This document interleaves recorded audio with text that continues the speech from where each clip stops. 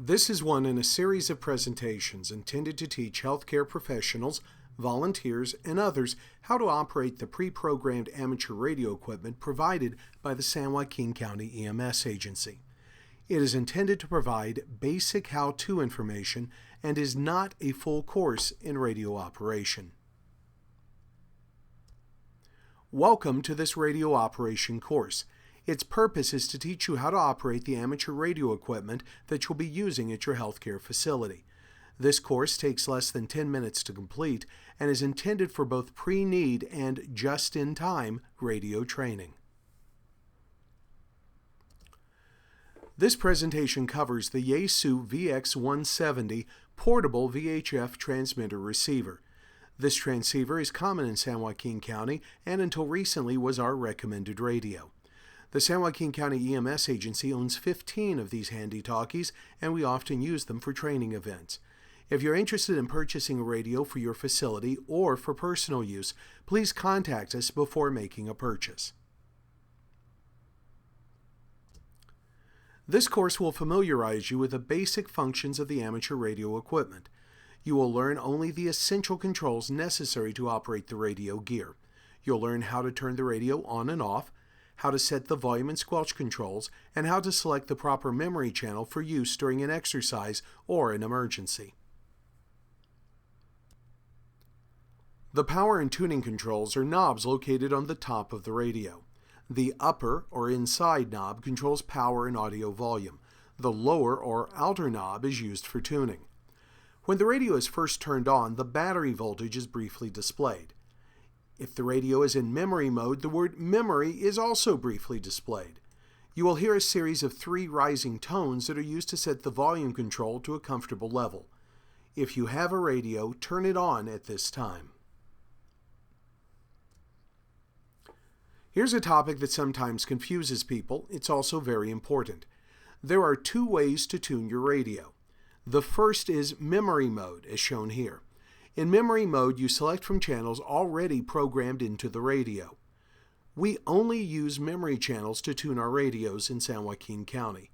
You'll recognize a memory channel because a channel name appears, usually a group of letters and a number, as well as a memory channel number that appears above the channel name. The other method of tuning is by frequency, much as you might do in your automobile when you're looking for a station. Tuning by frequency in amateur radio is called VFO mode. As shown here, if you're in VFO mode and turn the tuning knob, the frequency will increase or decrease. There are no words, no memory channel name, no memory channel number that appears on the screen. We do not normally use VFO mode, and it's shown here so that you'll recognize it should you get into VFO mode by accident. Here is how we select memory mode on the radio.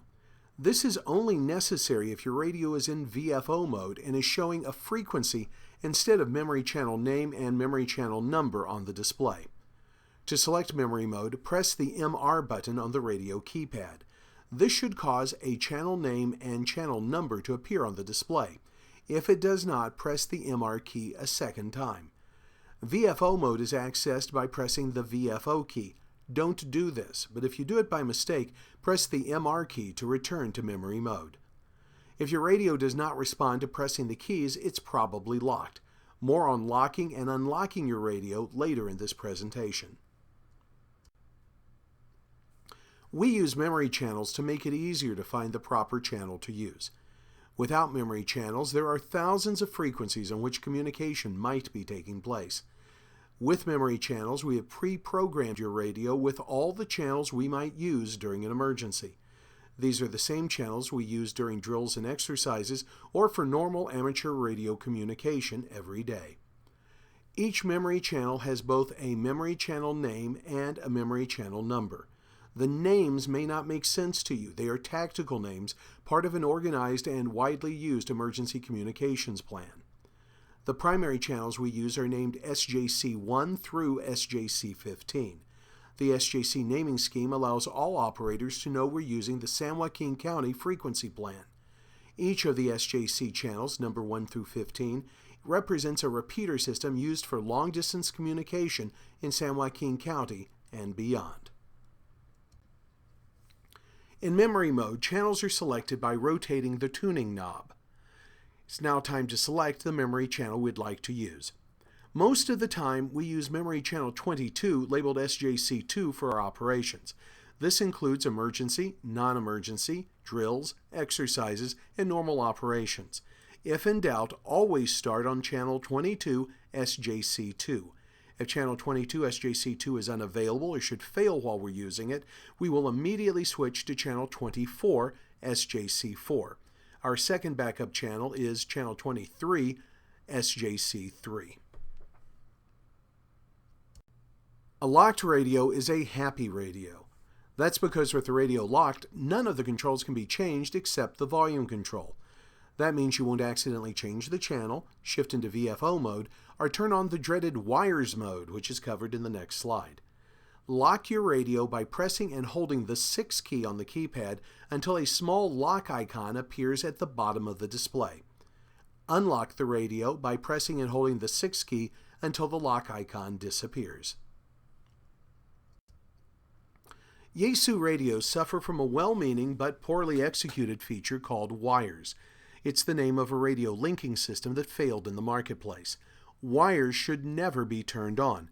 If it is, people will probably complain about the first several words of your transmission being cut off. You may also be told that a touch tone is being transmitted. Those are the warning signs that should make you check the display for the wires icon. The atomic-looking icon is made from 2 interlocking circles and only shows when wires is enabled. You can disable wires with a quick press of the 0 key. The best way to keep wires turned off is to lock your radio.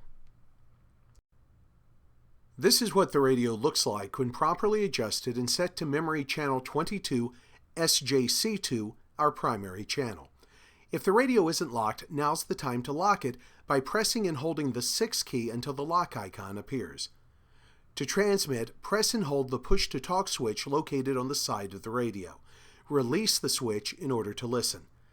Wait 2 seconds before speaking in order to avoid being cut off. Hold the microphone about 2 inches away from your mouth. Talk across the microphone, not directly into it, and speak in a normal tone of voice. Use plain language, and if you don't understand something, ask. No radio talk or CB jargon should be used during emergencies or during our drills. When one station finishes speaking and releases the push-to-talk switch, you'll usually hear some sort of a beep that's called a courtesy tone. That tone indicates that the other station has completed its transmission and someone else may begin speaking. The best way to learn about ham radio is by listening to ham radio. But don't let this make you mic shy. Hams are a friendly group and want to talk to you. Mistakes are expected. SJC22, known on the air as the Tracy repeater, is a good place to start your amateur radio adventure. If the radio does not turn on, it's probably the battery. If the radio is on but you don't hear anything, the volume is probably too low. If the radio hears but does not contact other stations, there's the possibility that you're transmitting on the wrong channel. If you have problems, ask another ham or call for technical support. Here's a summary of what we've learned in this presentation. First, you have to turn the power on using the volume control knob. Press MR to confirm memory mode. Make sure that a channel name appears on the screen. If not, press MR again. Use the tuning knob to select the proper channel. If necessary, lock or unlock the radio by using the 6 key. You press and hold it until the lock icon appears to lock the radio or disappears to unlock it. Channel 22 SJC2 is our primary channel and where we usually at least begin our communications. If that's not available, we'd be on channel 24 SJC4. Amateur radio is not just for emergencies. In fact, emergency communication is just a small part of what hams do. You're licensed to talk anytime all over the world. There are 4 amateur radio clubs in San Joaquin County you're welcome to visit or to join. Each holds a non-emergency training net each week that you may participate in. For more information about amateur radio in San Joaquin County, visit n5fdl.com. Thank you for your interest in this presentation. If you have any questions, please contact us.